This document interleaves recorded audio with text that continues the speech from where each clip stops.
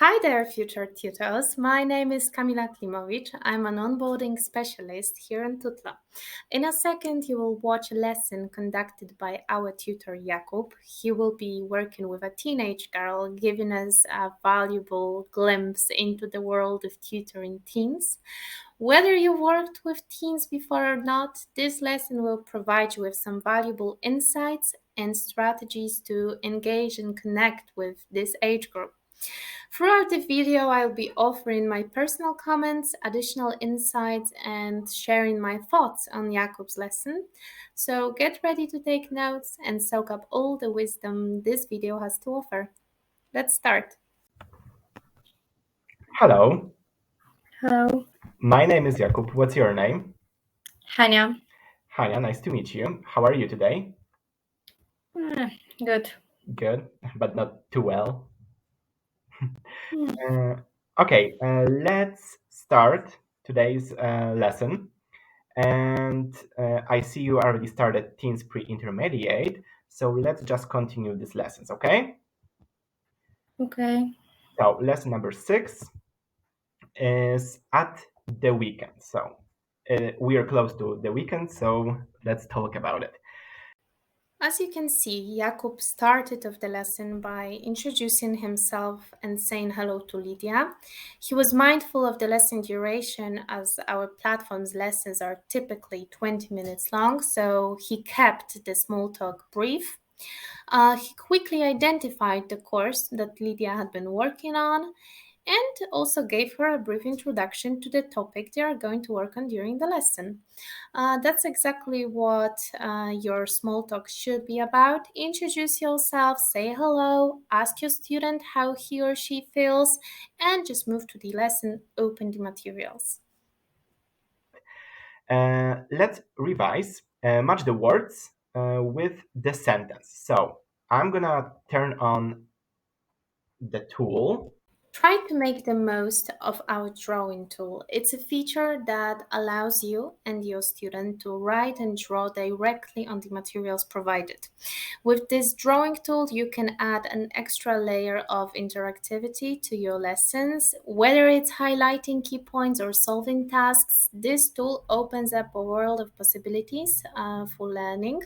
We also have a webinar explaining how you can actually use our drawing feature effectively. Check videos for tutors for more. Whatever you want. So let's start reading number 1.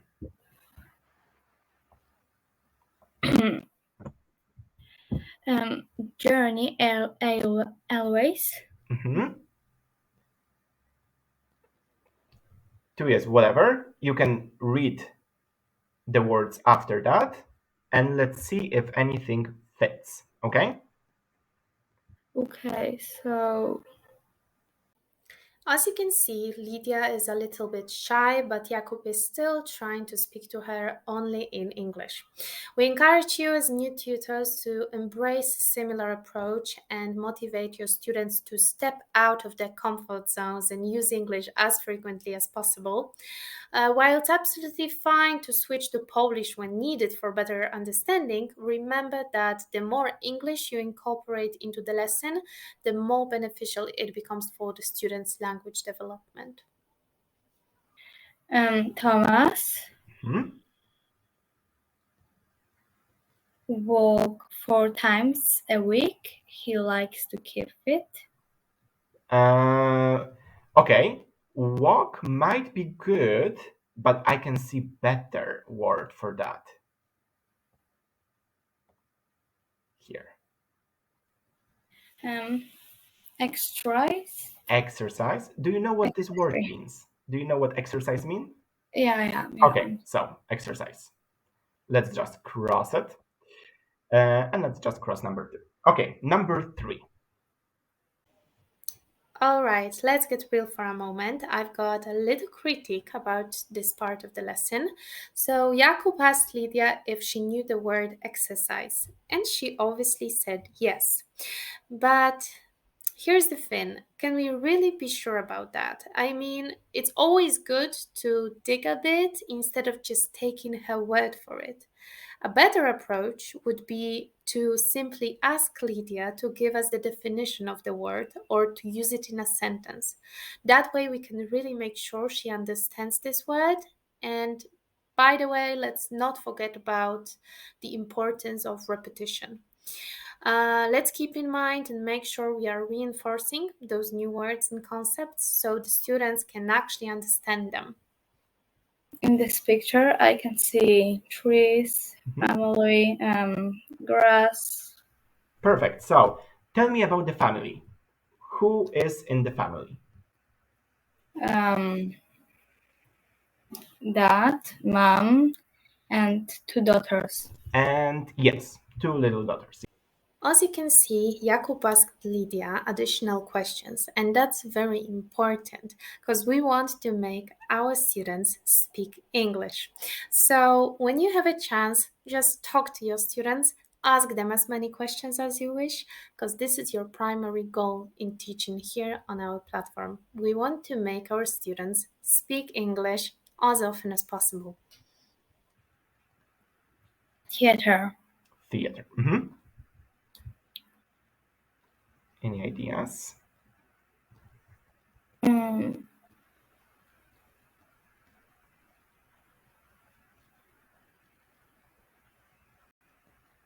If you don't, I can't see anything. I think there down is more answers, but I can't see it. can you Wait. scroll down? Wait. How about Better. okay? You can scroll down and scroll up also the lesson. If your student tells you that they can't really see the materials, tell them to scroll down. Probably it will fix the problem. I want to focus on one of the things that happened in this part of the video. Lydia actually answered Jakub in English.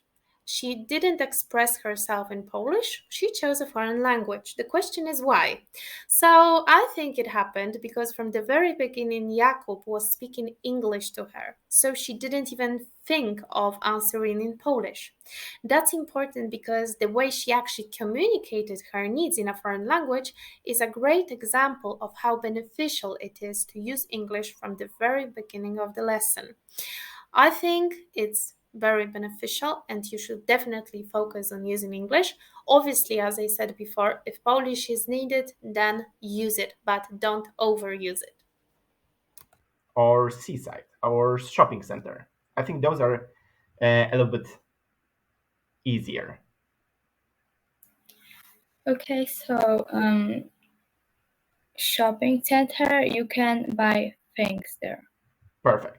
So we have cinema, we have shopping center. What about cafe?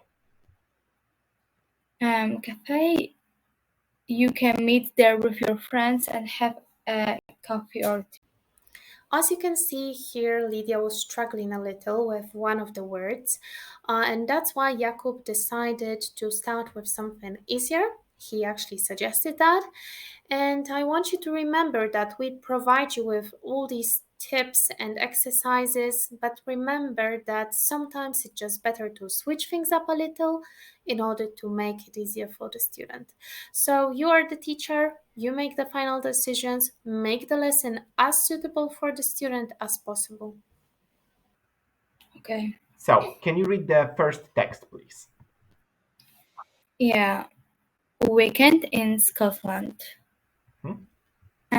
Hi, my name is Lucy, and I love go on a short trips, especially at the weekends. Let's address an important moment in this lesson. Lydia made a slight mispronunciation with the word especially.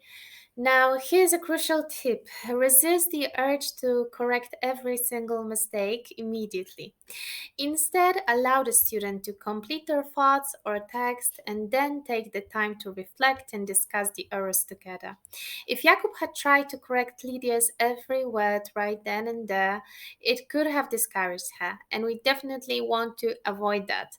So remember, delayed error correction is the way to go in this case. It gives the student the opportunity to express themselves fully before diving into a constructive discussion about the errors they made. And many hospital landmarks. Historical, not hospital. Um, Historical. yeah. Hmm. That's okay. That's okay. Nothing happened.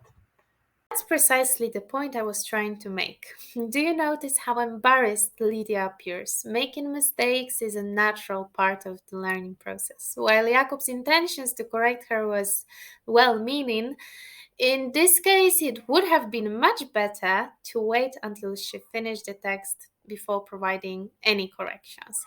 By allowing Lydia to complete her thought, we create a more supportive and encouraging environment. This way, we can address the mistakes afterwards and have a constructive discussion about them without causing embarrassment or discouragement.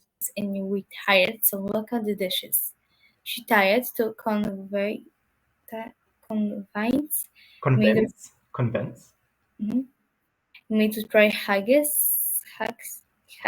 Here's another instance where Jakub corrected Lydia, and this time she simply responded with, mm-hmm. Now let's reflect on this situation. Can we be certain that Lydia actually remembered the correct pronunciation? I personally highly doubt it. It would have been more effective if she had repeated the word after Jakob to reinforce the proper pronunciation and help it stick in her memory. Repetition is key when it comes to learning a new language. By actively engaging and practicing the correct pronunciation, Lydia would have had a better chance of retaining the correct version of the word. So let's remember about the power of repetition and encourage our students to actively participate in the learning process. Lucy and Sharon like haggis. That false. Of course, that's false because um, Lucy doesn't like haggis. Okay, and number 4, there are 5 royal residences in Scotland. If you don't remember, you can still look in the text. If your student doesn't provide answers right away, it's important to encourage them to think and look for the answer themselves. They need to know how to do that because teacher won't be around forever. So let them develop their English by themselves, be their supporter, but don't answer for them. The same as it was in the first Yeah, part. yeah. I don't remember. We Where went for dinner to a burger place that I like. I um, on the end you have to add the ed. So ordered perfect. a chicken burger. There will be times when it's necessary to give your students little hints to help them along. One effective strategy is to start the word without completing it, allowing them to fill in the missing pieces. You can also remind them of previous situations when they have used the word or concepts you are referring to. These gentle tips guide them towards the correct answers. And it was a pleasure to meet you, and I hope I'll see you on the platform soon. And I'm gonna say goodbye. Bye bye. Bye. Bye.